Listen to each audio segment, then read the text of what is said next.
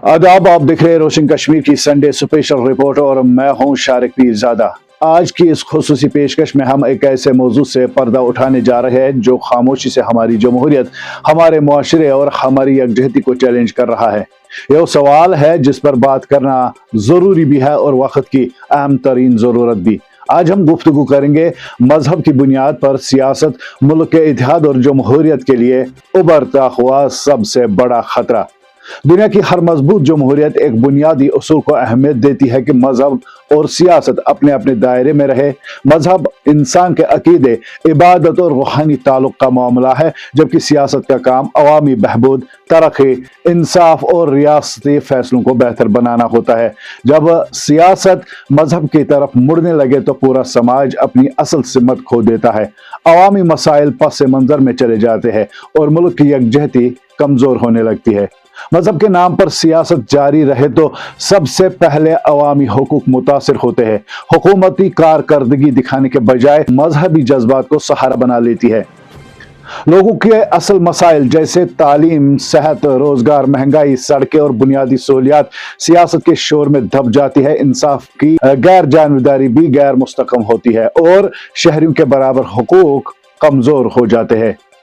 ऐसे सियासत माशरे में दरारें पैदा करती है, मुख्तलिफ तबकात के दरमियान खौफ और दूरियां बढ़ाती है, अक़लियतों में अदम तहफ़्फ़ुज़ का एहसास पैदा होता है और गुफ्तगू में तलख़ी आती है। ऐसे माहौल में कौम इकट्ठी नहीं रहती बल्कि टूट फूट का शिकार होने लगती है।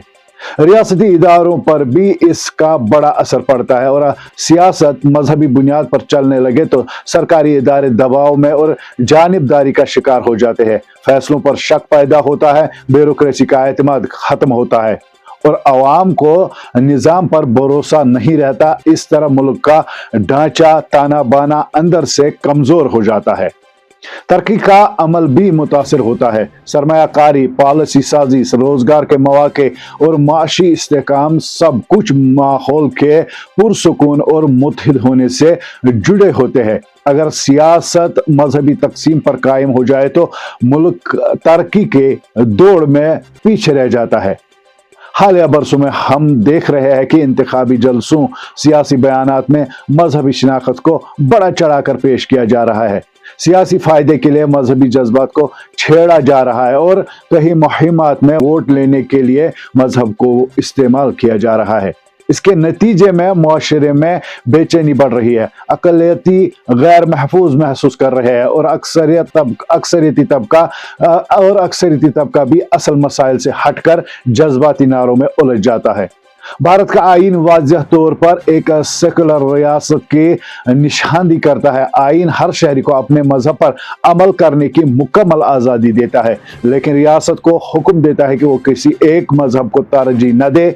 आईन दफात आर्टिकल 25 से 28 साफ तौर पर यह बताती है कि हुकूमत के फैसलों, पॉलिसी और सरकारी अदारों का ताल्लुक मजहब से नहीं बल्कि अवामी मफाद और मसावी हुकूक से होना चाहिए। अदालतें भी बारहा कह चुकी है कि इंतखाबात में मजहब के नाम पर वोट मांगना गैर आईनी है। एक मजबूत मुल्क के लिए जरूरी है कि सियासत को मजहब से अलग रखा जाए। सियासी क़यादत को कारकर्दगी, तरक्की, माशी बहाली और अवामी मसाइल को तरजीह देनी चाहिए। अवाम को भी जरूरी है कि वो मजहब के नाम पर तकसीम होने के बजाय अपने हुकूक, अपने मुस्तकबिल और अपने मसाइल को बुनियाद बनाकर फैसला करे।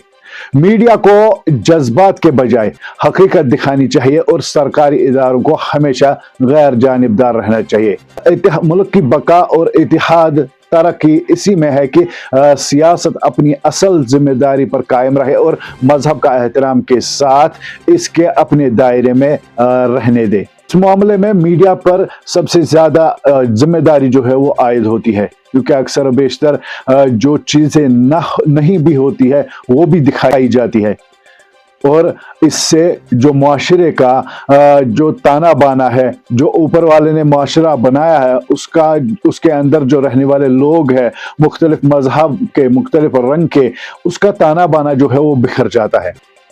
امید ہے کہ آج کے سنڈے اسپیشل رپورٹ آپ کو پسند آئی ہوگی. کامنٹ باکس میں ضرور اس معاملے میں ہمیں اپنی رائے دے کے کن مدوں پر کن موضوع پر ہمیں بات کرنی ہوگی. اصل میں ہم کوشش کر رہے ہیں کہ جو بھی ہمارے ارد گرد یا ہمارے ماحول میں ہو رہا ہے اسی پر بات کرے, خاص کر کے سنڈے اسپیشل رپورٹ. امید ہے کہ آپ کو یہ پسند آیا ہوگا. بنے رہے روشن کشمیر کے ساتھ.